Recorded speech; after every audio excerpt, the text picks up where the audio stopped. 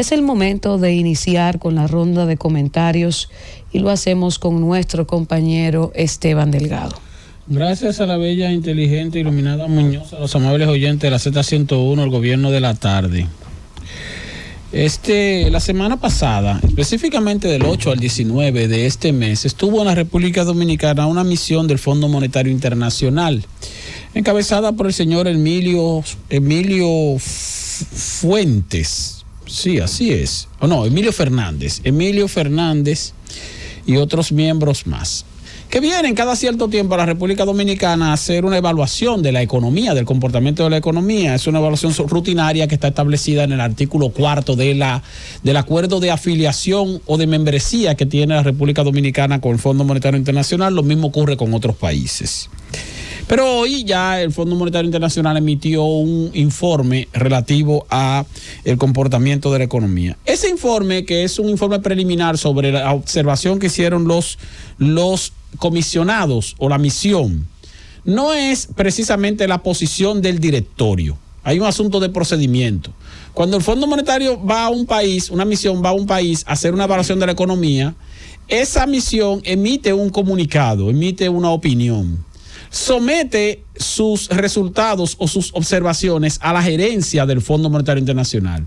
Después que la gerencia lo aprueba, entonces eso va a el directorio del Fondo Monetario Internacional. Y el directorio, que es el máximo órgano del fondo, entonces puede emitir algún tipo de opinión o de sugerencia en torno a el informe que hace la misión si se trata de una situación grave. Por lo general, nosotros nunca nos enteramos de qué opinó el directorio sobre la evaluación que se hizo de la economía en determinado periodo, generalmente cada 3 meses, porque no hay situaciones de gravedad en la economía dominicana. Por ejemplo, en la época en que tuvimos un acuerdo con el fondo por la crisis financiera del año 2003, ahí sí, luego de la misión del fondo, entonces salía el informe del directorio, porque el directorio entonces también hacía sugerencias adicionales en torno a la situación de la economía dominicana. Pero en este caso no, en este caso ha ocurrido lo que viene ocurriendo en los últimos años, que el informe hace sugerencias y referencias a situaciones que pudieran estar pasando en la economía, pero que no son tan graves. De hecho, la misión establece que la economía dominicana ha sido resiliente y que es una de las economías que muestra mayor estabilidad en América Latina en las últimas décadas. Fíjese que no habla del último año ni de los últimos 2 años, sino de las últimas décadas, haciendo referencia a que en los últimos 20 años, principalmente, pues la economía dominicana viene más o menos en una condición adecuada. Dice también el Fondo Monetario Internacional que la economía va a crecer este año posiblemente un 4%. Eso es menos que el 4.9% que creció el año pasado, pero al mismo tiempo también dice que el año que viene ya, 2024, posiblemente la economía vuelva a su redil de crecimiento dentro de su potencial. Potencial porque la economía generalmente crece y cuando la economía crece se establece un potencial de crecimiento. ¿Cuál es el potencial de crecimiento de la economía dominicana? Más o menos 6%. O sea, lo ideal es que la economía dominicana crezca más o menos entre 5.5 y 6% anual, porque ese es nuestro potencial. Si crecemos más de ahí, crecimos por encima del potencial. Si crecemos menos, estamos creciendo por debajo de nuestro potencial, que es lo que va a ocurrir este año, de acuerdo con el Fondo Monetario Internacional. Sugerencias que hace, las mismas de todos los años, pero con algunos énfasis.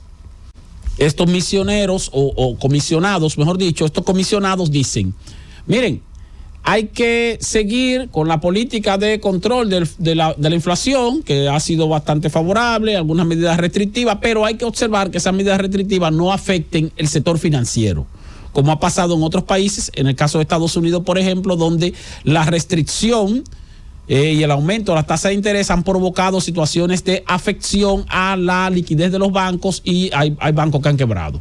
Entonces lo que está diciendo es, vamos a seguir controlando la inflación en la República Dominicana, pero tomando en cuenta que las medidas restrictivas pudieran afectar al sector financiero, por lo tanto tienen que tener cuidado para evitar que el sector financiero se vea afectado. No hay posibilidad de que las medidas restrictivas afecten al sector financiero porque, por fortuna, el sector financiero dominicano tiene una buena liquidez, tiene buenos niveles de rentabilidad y el aumento del precio del dinero, en este caso las tasas de interés, no ha afectado no ha afectado la operatividad de los bancos y ni siquiera la demanda de créditos, que sigue creciendo afortunadamente en la República Dominicana. Otra cosa que observan es el aumento del endeudamiento público, que hoy día está en 71,000 millones de dólares, y que la proporción en que viene aumentando la deuda del Banco Central es mayor a la proporción en que aumenta la deuda del sector público no financiero.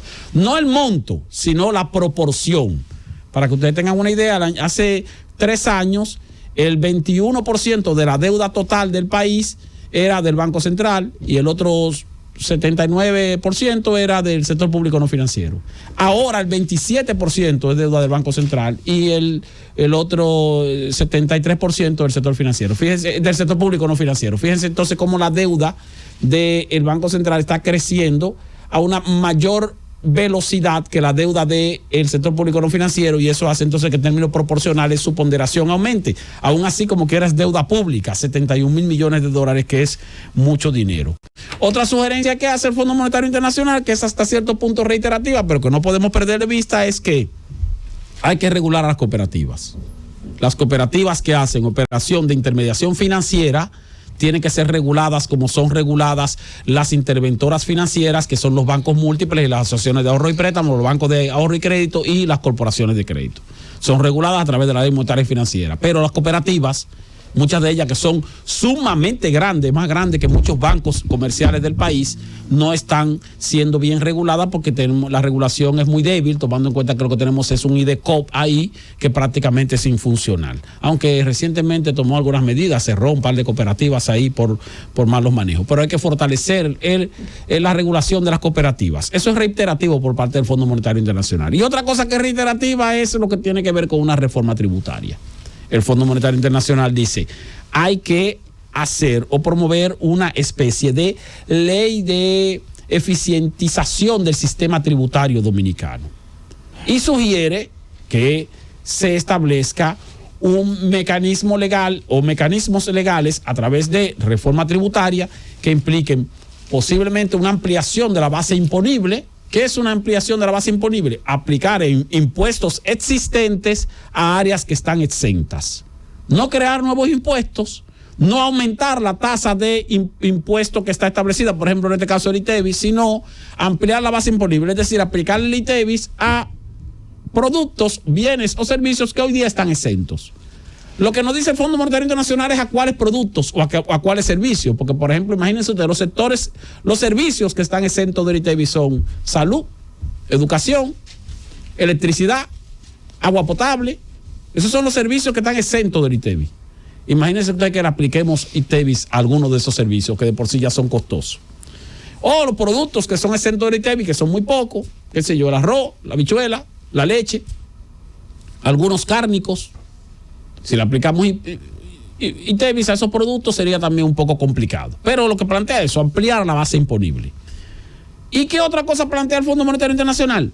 Aparte de ampliar la base imponible como forma de aumentar las recaudaciones del Estado, eliminar algunas exenciones fiscales que benefician a determinados sectores del país. Nosotros tenemos muchos sectores que reciben exenciones fiscales. Algunos de ellos que necesitan esas exenciones, pero hay otros que no las necesitan. Y hay otros que aunque las necesiten, lo que hacen es maniobras para beneficiarse más de lo debido de esas exenciones fiscales. Tal vez la eliminación de las exenciones fiscales no sería una muy buena idea, pero sí sería buena idea hacer una mayor supervisión o una mayor auditoría de las exenciones fiscales. Por ejemplo, yo decía aquí hace una semana que todos los sectores que reciben exenciones fiscales del gobierno deberían presentar sus estados financieros auditados por órganos independientes. ¿Por qué? Porque si tú estás recibiendo algún tipo de exoneración del gobierno, tú estás recibiendo recursos del Estado, pero a ti nadie te audita. Y eso pasa en el sector salud, el de la seguridad social, eso pasa en el sector eléctrico, eso pasa en el sector de zona franca, eso pasa en el sector turístico, pero ninguna de esas instituciones publican sus estados financieros auditados por firmas auditoras independientes. Ninguna, aun cuando reciben exenciones del Estado. Entonces, ¿quién ¿quién supervisa, quién verifica que las exenciones que están recibiendo determinados sectores de parte del Estado son las que realmente necesita, o si se están pasando en cuanto a lo que están recibiendo y no hacen ningún tipo de reporte para saber si pudiera dársele menos de lo que se le está dando o si se le está dando más de lo que realmente debería dársele? Entonces, esa sugerencia que hace el Fondo Monetario Internacional es válida, porque así pudiéramos tener una reducción de la evasión fiscal, y esa reducción de la evasión fiscal se traduce en un aumento de los ingresos para el Estado sin la necesidad de aplicar nuevos impuestos, incluso tal vez sin la necesidad de ampliar la base imponible de los impuestos ya existentes. No se plantean aumentos de tasas impositivas, porque de por sí ya las tasas impositivas en la República Dominicana son bastante altas. Tenemos un impuesto sobre la renta de un 27%, que eso es muy alto en términos comparativos en la región. Tenemos un ITEVIS, que es igual que el IVA, impuesto al valor agregado, de un 18%, que también está entre los más altos de la región. Por lo tanto, nuestra presión tributaria ya de por sí es alta, aunque no resulta alta por el alto nivel de informalidad que tenemos en nuestra economía, pero sí es alta en términos objetivos para lo que sí pagamos impuestos. Francis.